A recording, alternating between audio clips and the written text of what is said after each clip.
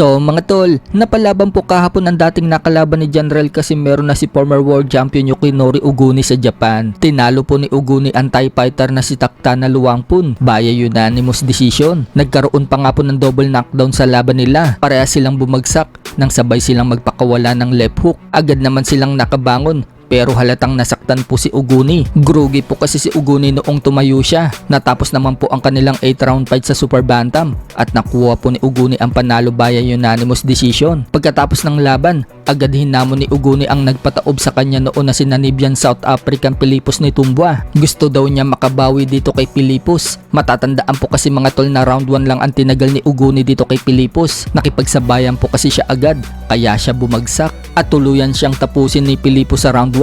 Mula nga po nang mawala na si Casimero sa Treasure Boxing Promotion, si Oguni na ang ginagawang main event ng Treasure Boxing Promotion. Sa kabilang banda naman mga tol, bagamat natalo po si Murodjon Akhmadaliev kay Naoya Inoue, siya lang po ang pumutol sa 11 knockout winning streak ni Naoya Inoue. Hindi po kasi siya na knockout ni Inoue at kamuntikan pa nga niya madali si Inoue sa round 12 nang tamaan niya ito ng isang malakas na right hook na nagpatalsik sa uhog ni Inoue. Sa latest interview po kay Murodjon Akhmadaliev, sinabi niyang gusto daw niya ulit makalaban si Naoya Inoue. Kapag umakyat nga daw itong si Inoue sa featherweight division, susundan daw niya si Inoue sa featherweight. Aakyat din daw siya. Naniniwala kasi itong si Akhmadaliev na hindi niya naipakita ang buong lakas niya sa laban nila ni Inoue. Matatandaan na sinabi niya na hindi pa daw niya naipakita ang buong lakas niya sa laban kay Inoue dahil kapos na daw sa oras. Sa ibang banda naman mga tol, matapos pong matalo si Canelo Alvarez kay Terence Crawford at maagaw sa kanya ang mga titulo sa super middleweight, alam na nga po ng karamihan na nagkaroon ng elbow injury itong si Canelo at sumailalim po ito sa surgery. So hindi lang pala si Canelo Alvarez mga tol ang nagkaroon ng injury,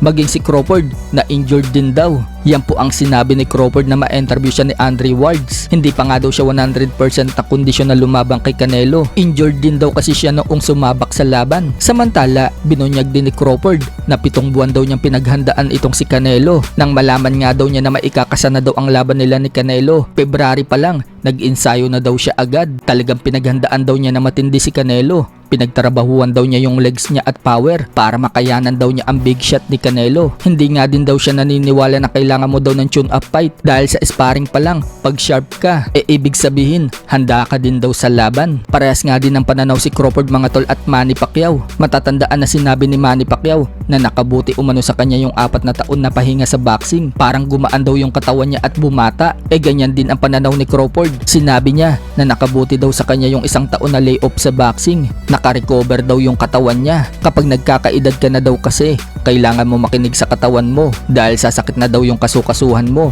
Yung tuhod mo, sasakit na daw yung kakatakbo. Yung siko, kamay at liig mo, sasakit din daw yan. Kaya kailangan mo daw talaga pakinggan yung katawan mo at kailangan mo mag-relax muna.